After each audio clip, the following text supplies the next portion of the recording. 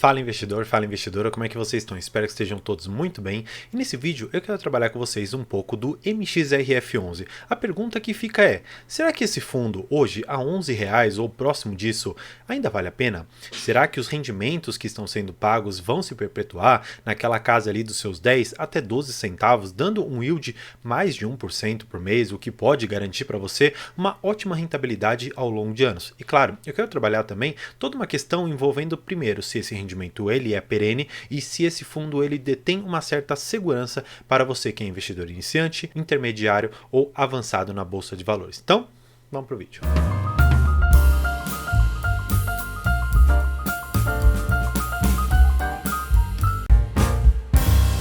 Bem, antes de começar, eu quero apenas fazer um convite para vocês de se inscreverem aqui no canal, porque eu acredito que esses conteúdos a respeito de fundos imobiliários, ações e investimentos no geral têm sim contribuído muito para discussões muito boas que nós temos travado aqui nos comentários e também lá no Instagram. Além disso, na quinta-feira, dia 29 de junho, eu vou fazer a live dos meus 2.000 inscritos. Claro, eu já passei bastante disso, já estou quase ali nos 2.400, mas eu tinha prometido para vocês que eu faria. Eu fiz algumas enquetes ali no Instagram, fiz algumas enquetes também aqui no próprio YouTube a respeito disso e eu vou fazer essa live no dia 29 às 8 da noite. Então, desconto mais uma vez com todo mundo. Para que a gente possa dar início, eu vou trazer vocês aqui para o relatório gerencial do MXRF, para que você que não sabe muito a respeito do fundo tenha algumas noções. Primeira coisa que você precisa saber, ele é o maior fundo em relação a cotistas. Hoje nós temos mais ou menos 828 mil cotistas nesse fundo.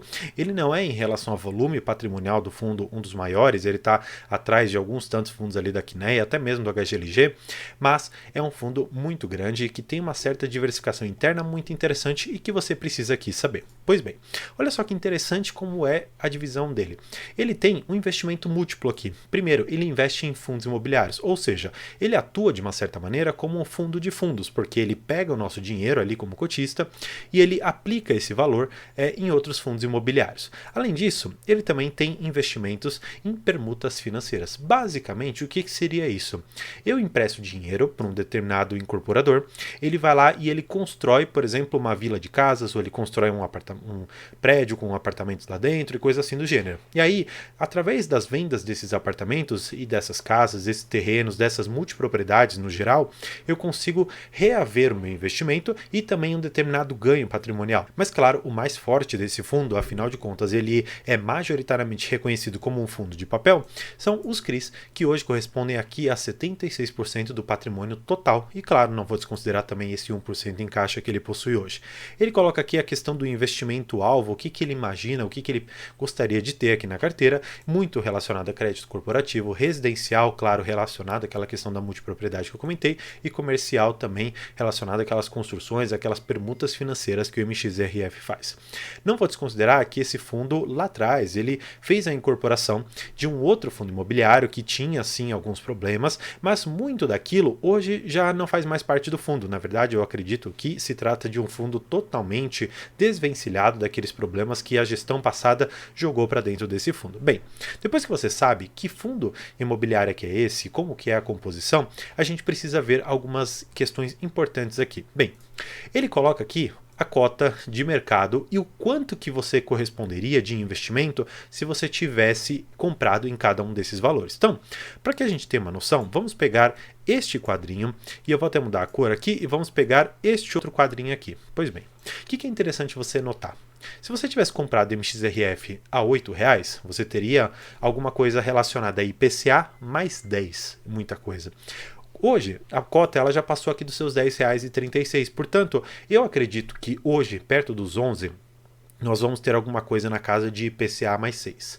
IPCA mais 6 é um benchmark muito importante para nós, porque diversos gestores, eles buscam através dos seus fundos de investimento em ações, em fundos imobiliários, em multimercado, enfim, multiestratégia, alcançar algo próximo a IPCA mais 6, ou talvez bater o CDI, alguns colocam para bater o Ibovespa, só que todos os gestores que se prestam a trazer uma rentabilidade real e ótima para os seus investidores, eles colocam como benchmark, ou seja, um determinado indicador de que se ele performar daqui para cima, o gestor ele ganha um determinado valor ali para ele. Bem, isso é um outro tema, mas o que eu quero mostrar para vocês é que o próprio MXRF aqui nesse relatório gerencial, ele mostra para a gente o seguinte: olha, gestores profissionais estão tentando te entregar algo relacionado a IPCA mais 6 e eu, fundo imobiliário, em relação à cotação que eu estou apresentando aqui para vocês, eu estou conseguindo entregar mais ou menos IPCA mais 6,7, IPCA mais 6, que ainda assim é algo muito importante e muito bom para nós.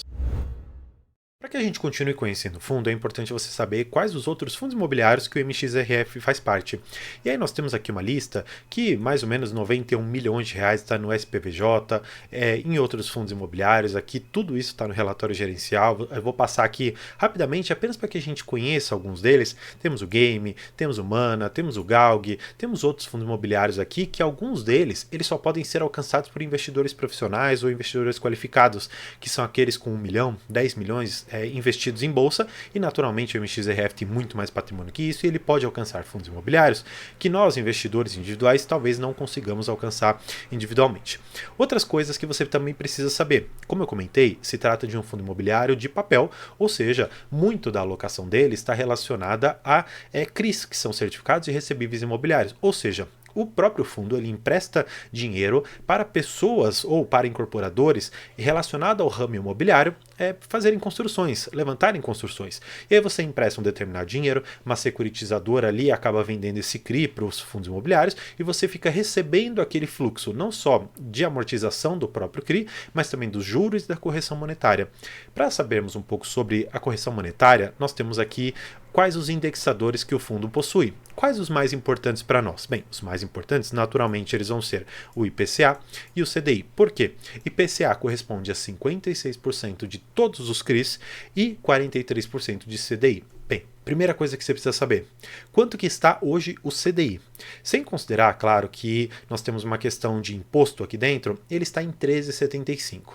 Quanto que está hoje o IPCA? Bem, o IPCA ele é um índice variado, porque ele não fica preso a um determinado valor. Ele tem a cada mês uma reprecificação. Não reprecificação no sentido de que o título valha alguma coisa diferente, mas é que cada mês você tem um IPCA talvez de 0,8, 0,2. Em alguns meses nós tivemos até IPCAs negativos. Depois vou mostrar aqui para vocês um pouco do que o próprio Banco Central trouxe para nós em relação à meta de inflação, e eu já vou trabalhar exatamente isso.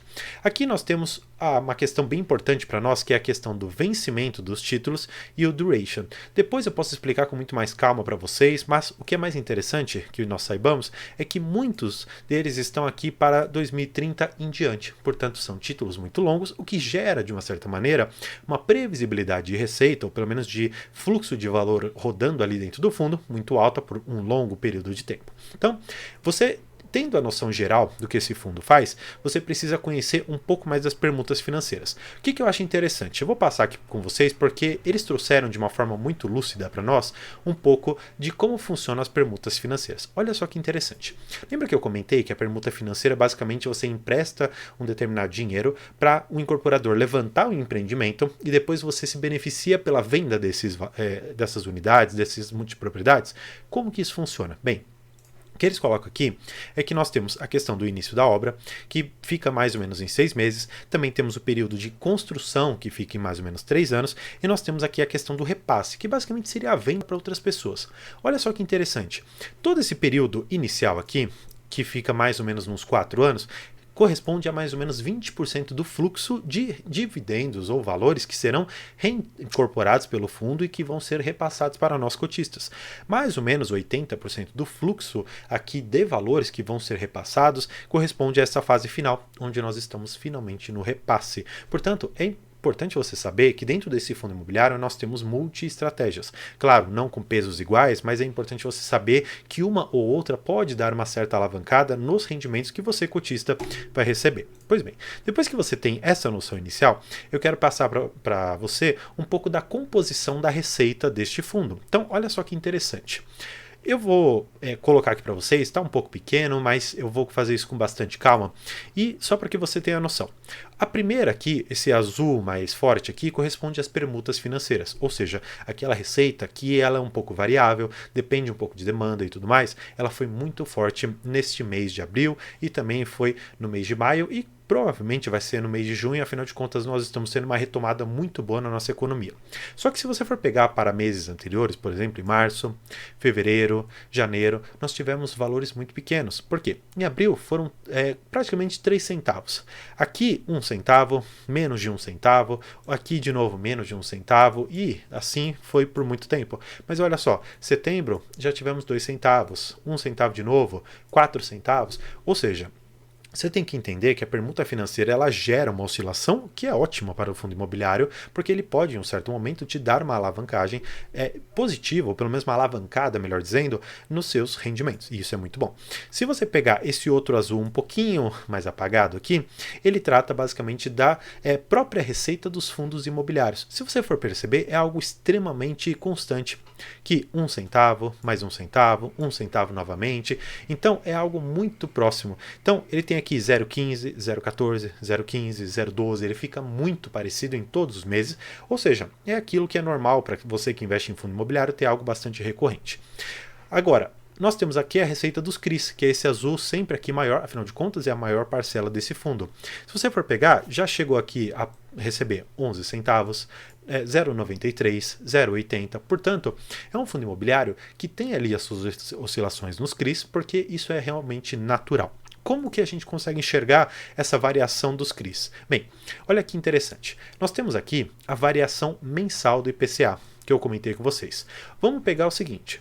Por exemplo, aqui em fevereiro, o IPCA foi de 0,84, ou seja, eu vou pegar o quanto que eu tenho que te pagar, ia crescer 0,84 em relação à correção pelo IPCA, 0,71, 0,61, 0,23, e como você consegue ver, esse valor ele oscila. Então, há meses que vão ser positivos e outros meses que não serão tão positivos. Só que o que acontece? Muitos fundos imobiliários de papel, a gente acha que isso é imediato, mas na verdade não. Há um atraso em relação a essa correção de 2 a 3 meses. Portanto, o rendimento que nós estamos recebendo hoje, ele está muito mais relacionado ao que a gente percebeu aqui em março, percebemos aqui em abril, não efetivamente aquilo que foi em maio, o que será em junho. Quando chegar aqui, por exemplo, ali para agosto, setembro, nós estaremos aqui colhendo esse 0,23 de maio de 2023 também.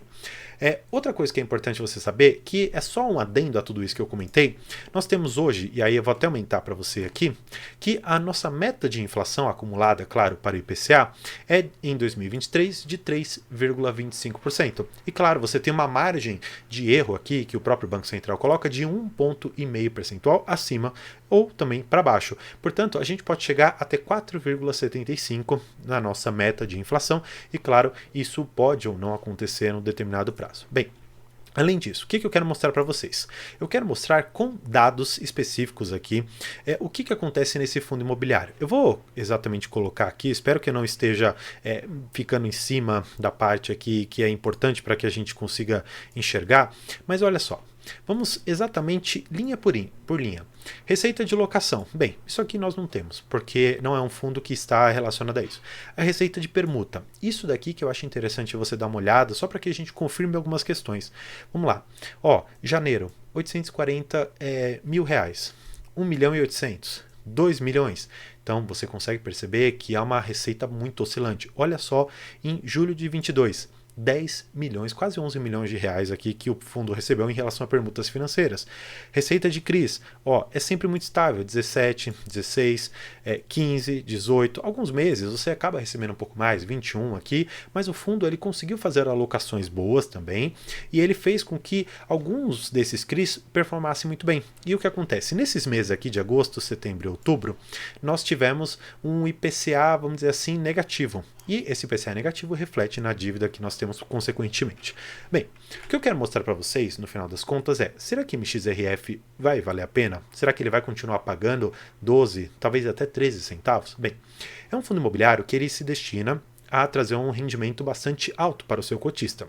Só que eu sempre falo aqui no meu canal que é muito importante não só você escolher bons ativos, mas também escolhê-los e fazer uma entrada num bom preço. Eu, particularmente, considero que MXRF, no preço que ele está hoje, já passou do meu preço teto e eu, portanto, não aporto. Só para vocês saberem, meu preço teto hoje está em R$10,15 para esse fundo. Portanto, ele passou bastante, tá? Em 85 centavos a mais daquilo que eu projeto como sendo algo razoável. Claro, para alguns eu posso estar perdendo uma oportunidade, mas para mim, com outros tantos fundos imobiliários ainda descontados na nossa bolsa, especialmente relacionados ainda a fundos de tijolo, eu não considero mais investir em MXRF. Claro, vou manter a minha posição para colher bastante rendimentos, mais de 1% que eu estou percebendo ao mês, ou seja, um IPCA mais 6, mais 7, talvez eu esteja colhendo ali por conta do meu valor neste fundo, e é essa a ideia que eu quero trazer para você, depois de conhecido o fundo, entender que, mesmo que você compre a R$11 esse fundo, você estará recebendo IPCA mais 6, um benchmark muito importante para o mercado financeiro. Bem, por hoje é isso. Muito obrigado e tchau.